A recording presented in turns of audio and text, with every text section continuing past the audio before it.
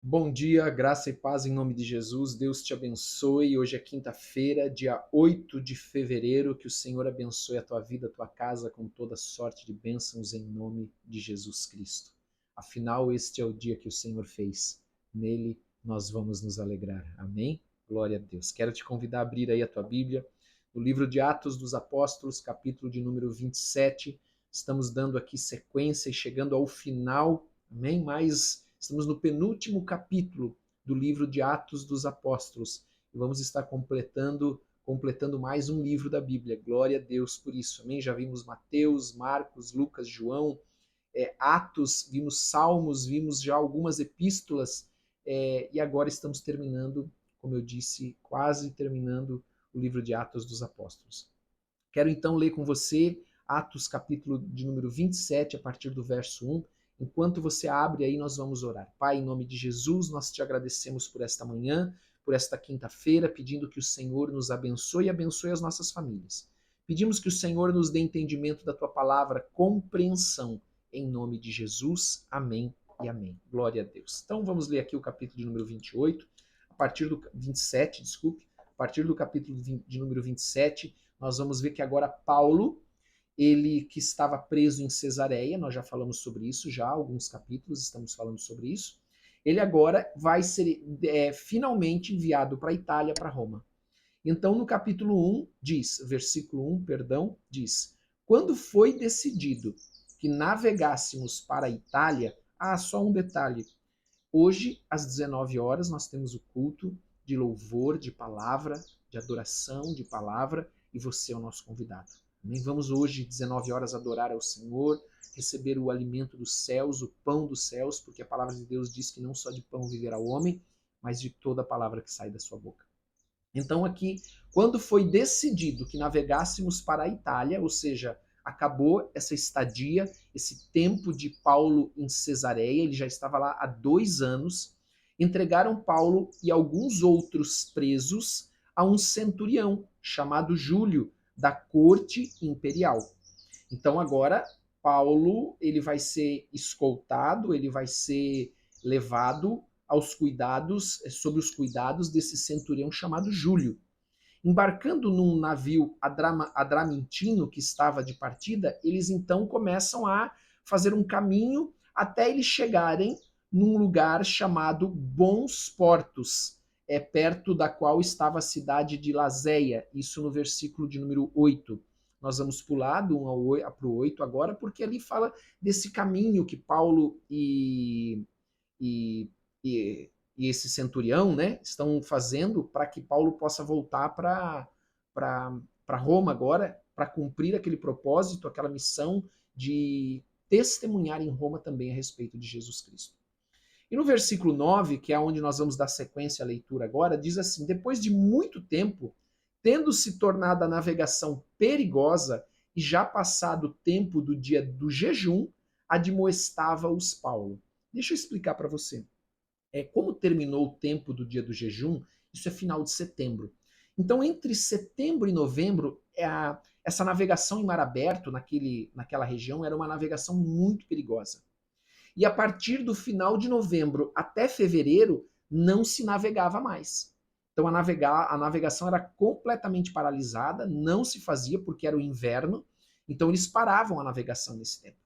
Então Paulo os advertiu: olha, a navegação ela está se tornando perigosa por causa da época que nós estamos vivendo, pela época que nós estamos agora, pelo tempo que nós estamos agora de final de setembro, onde a navegação de fato era perigosa. Nós vimos que Paulo ele já havia feito 3, 4 viagens missionárias, pelo menos, e essas viagens missionárias ele conhecia muito bem aquela região, ele sabia os perigos daquela região. Então, no versículo 10 diz: dizendo-lhes: Senhores, vejo que a viagem vai ser trabalhosa. Olha o que Paulo diz: com dano e muito prejuízo. Veja, Paulo aqui, ele tem uma revelação de Deus de que essa viagem ia ser trabalhosa, com dano e muito prejuízo, não só da carga e do navio, mas também da nossa vida. Então, Paulo ele faz esse alerta para aquelas pessoas que estavam no comando daquele navio. Mas, veja 11, mas o centurião, nós sabemos que ele se chamava Júlio, dava mais crédito ao piloto e ao mestre do navio do que ao que Paulo dizia. E também nós precisamos entender que quem comandava o navio era este centurião. Não era o piloto, ele deveria obedecer o centurião e o mestre também. Aliás, algo interessante aqui para você entender, o que eles tinham que fazer? Eles ficavam trocando de navio. Eles iam até um lugar junto com esse centurião romano, então ele tinha autoridade para isso. Chegava nesse lugar, eles pegavam um navio que iria na direção que eles queriam, e eles iam fazendo isso uma, duas, quantas vezes fosse necessário. E eles estavam agora num navio imperial de grãos. Você vai ver isso depois, que eles vão ter que, mais para frente, vão ter que jogar fora o trigo do navio. Então ele fazia parte da frota imperial de Roma, que carregava grãos, estava levando grãos daquela região para Roma. Então, o centurião dava mais crédito para o piloto do que ao que Paulo dizia. Então, não sendo o porto próprio para invernar, o que os marinheiros eles entendiam? Que aquele porto que eles estavam ali, esse porto dos bons, como se chama? Bons portos, né? Ele não era um porto apropriado para passar o inverno. A maioria deles era da opinião que partissem dali para ver se podiam chegar a Fenícia e ali passar o inverno, visto ser um porto de Creta. Nós estamos falando de uma distância de aproximadamente 67 quilômetros. Mas veja, 67 quilômetros naquele tempo não era como 67 quilômetros hoje, quando nós entramos no nosso carro e rapidinho, né, percorremos essa distância. O qual olhava para o nordeste e para o sudeste. Soprando brandamente o vento sul, pensaram eles ter alcançado o que desejavam. Então eles levantaram âncora e foram costeando mais de perto a ilha de Creta. Por que eles vão costeando a ilha? Para se proteger do vento, para que o vento seja mais ameno e eles possam conduzir o barco com mais segurança, o navio com mais segurança. Entretanto, não muito depois, desencadeou-se do lado da ilha um tufão de vento chamado Euroaquilão. É um tufão temido naquela região do mar Mediterrâneo. Então, o navio começou a ser arrastado com violência, sem poder resistir ao vento. Ou seja, agora o vento começou a conduzir o navio sem direção. Cessamos a manobra e fomos deixando levar. Levar pelo quê? Pelo vento. Não resistir ao vento, deixar que o vento conduza.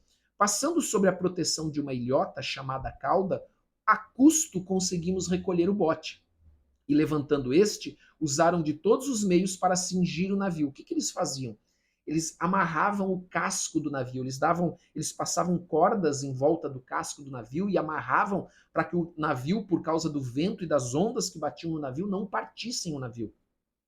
E temendo que dessem na Sirte, arriaram os aparelhos e foram ao léu. Esse arriar o aparelho pode ser baixar âncoras, pode ser baixar aquela vela, aquele mastro principal, para que o navio diminua a velocidade, para que ele não navegue com tanta velocidade por causa do vento no meio daquelas ondas e os ventos não e as ondas não batam com tanta força assim, né, no navio, danificando o navio.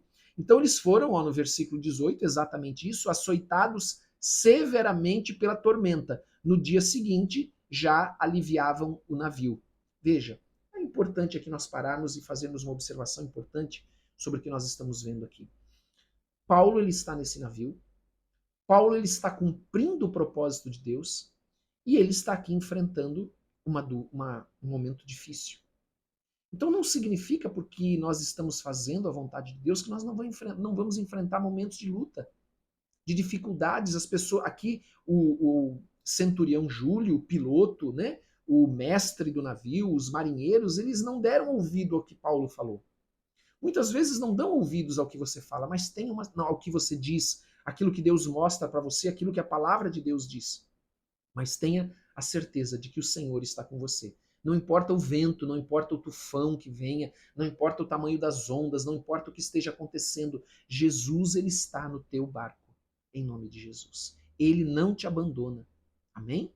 Aqui nós vemos que Paulo disse para eles ficarem, mas eles não ficaram e Paulo não podia contê-los, detê-los, ele não tinha essa autoridade. E nós também não temos autoridade. As pessoas elas têm o livre-arbítrio para escolher aquilo que elas querem e arcar com as consequências das decisões que elas tomam. E às vezes, pelo destino, nós vamos estar juntos. Vamos estar sofrendo e padecendo junto decisões que nós não tomaríamos.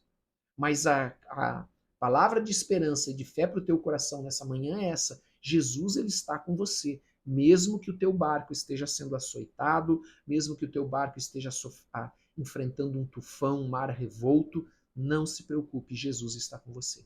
Tenha o teu coração em paz. Amém? Ele não vai te deixar e não vai te abandonar. Em nome de Jesus. Amém? E continua aqui o texto dizendo que já era o terceiro dia dessa luta. Nós mesmos, com as próprias mãos, lançamos ao mar a armação do navio. Eles lançam essa armação do navio para que o navio fique mais leve e possa passar pelas ondas de uma maneira mais suave, vamos dizer assim, para ele não ser engolido pelas ondas por causa do peso do próprio navio.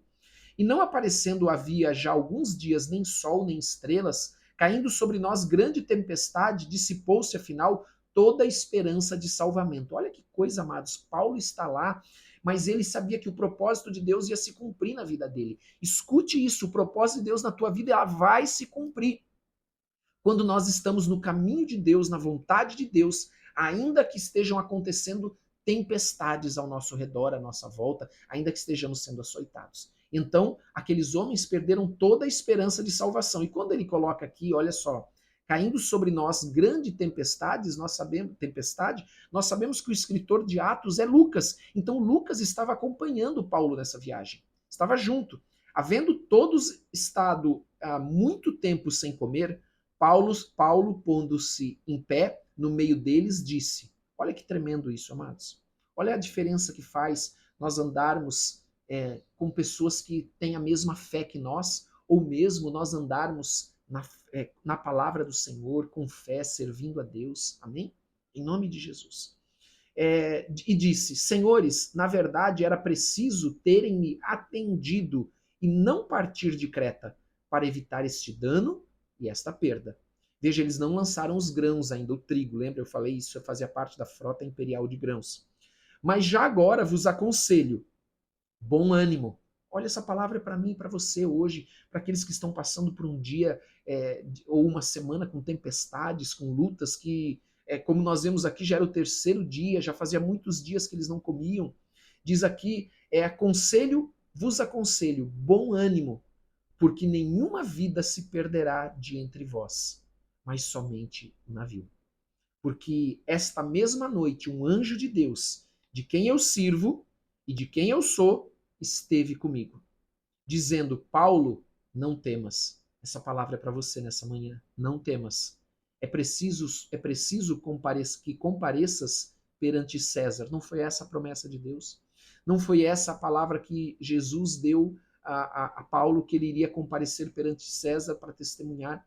E eis que Deus, por sua graça, te deu todos quantos navegam contigo. Então, pela misericórdia de Deus, Deus também estava dizendo para Paulo: vou guardar também todos os que estão navegando contigo. Portanto, senhores, tende bom ânimo. Essa palavra é para nós nesta manhã. Portanto, senhores e senhoras, tende bom ânimo, pois eu confio em Deus, que sucederá do modo que me foi dito. Porém, é necessário que vamos dar a uma ilha. Amém? Glória a Deus por essa palavra. Que essa palavra possa consolar o teu coração. Você que às vezes não entende, você que às vezes me pergunta ou pergunta, né, nas suas orações: Senhor, por que está acontecendo tudo isso, Senhor? Eu estou fazendo alguma coisa errada? Amém? Paulo não fez nada errado. Paulo estava sofrendo as consequências de estar num mundo corrompido, as consequências de viver num mundo onde aqueles que não servem ao Senhor tomam decisões. Então o Senhor aparece para Paulo e diz: Paulo, tem bom ânimo. Tem bom ânimo. E o Senhor diz para você nessa manhã: tenha bom ânimo, em nome de Jesus. Amém? O Senhor é contigo. Vamos orar? Feche os teus olhos. Pai, em nome de Jesus, nós queremos te agradecer por esta palavra. Te agradecer por esta manhã na tua presença. Que nós podemos aqui, Pai, receber este alimento, este pão dos céus, esta palavra de esperança, esta palavra que vem alimentar a nossa fé, porque a fé vem por ouvir e ouvir a tua palavra. Nós oramos ao Senhor nesta manhã e pedimos, ó Deus, na tua presença, perdoa os nossos pecados, assim como nós temos perdoado aqueles que nos têm ofendido. Eu quero clamar nesta manhã por todo aquele que está, Senhor, sem esperança, abatido, triste, cansado, Senhor. Eu quero pedir que o Senhor os abençoe com toda sorte de bênçãos. Que o Senhor derrame sobre eles da tua paz, da tua graça, do teu amor. Que o Senhor possa consolá-los com teu espírito, dar ordem aos teus anjos, para que os teus anjos os cerquem, os guardem, que os teus anjos estejam protegendo e ministrando as suas vidas, em nome de Jesus. Oramos, Pai, para que o teu Espírito Santo possa transbordar no coração de cada um de nós nesta manhã, enchendo-nos de fé, em nome de Jesus. Oramos pela nossa casa, pela nossa família, para que o Senhor abençoe a todos, para que o Senhor proteja a todos e cubra também as suas vidas com o sangue precioso de Jesus. Abençoe esse dia que está começando, Senhor. Nos conduz, ó Deus, na tua palavra, na tua vontade, porque nós queremos te agradar em tudo que nós vamos fazer neste dia, em nome de Jesus. E nós levantamos um clamor, Senhor. Abençoa-nos. Precisamos de ti. Precisamos da tua bênção em todas as áreas da nossa vida, em nome de Jesus. Amém e amém. Aleluia. Glória a Deus. Amém. Que Deus te abençoe. Deus abençoe a tua casa. Não esqueça, hoje, 19 horas, nosso culto de adoração, de palavra. Amém? Você é o nosso convidado, em nome de Jesus. Não esqueça também de dar like, de compartilhar e de colocar nos comentários o teu pedido de oração. Nós oramos por todos, em nome de Jesus. Um grande abraço para todos. Deus abençoe.